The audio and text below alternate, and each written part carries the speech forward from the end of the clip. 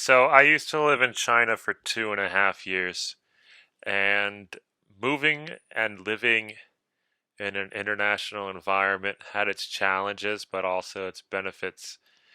I think one of the first challenges was the language. The culture I was pretty into. I was able to adapt pretty well, especially like through sharing meals and going to parties through and that kind of thing allowed me to make some local friends. I enjoyed playing badminton and traveling with my Chinese friends.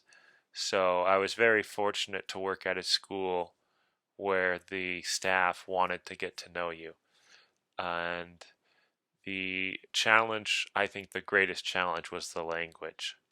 If I could have moved to China and instantly knew Chinese, that would have been great. But that doesn't happen to very many people. So, yeah, the greatest challenge is the language, which is why, people study English before they come to America so they don't have that challenge. But I totally understand it when someone is in America and doesn't understand English.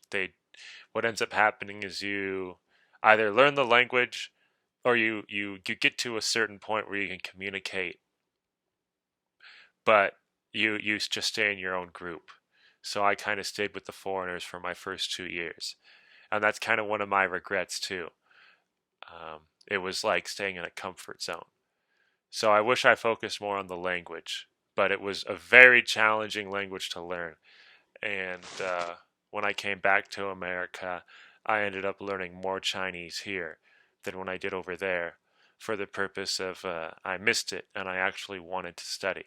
But it's a classic scenario of too little too late.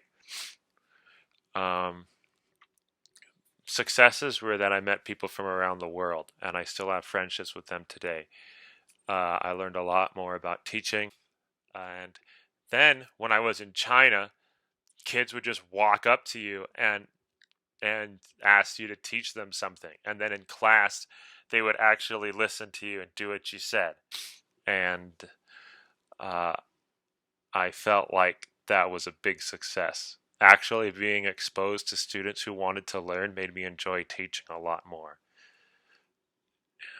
And yeah, that's pretty much it. I still keep in touch with all my Chinese friends. I'm still studying the language, and we'll see.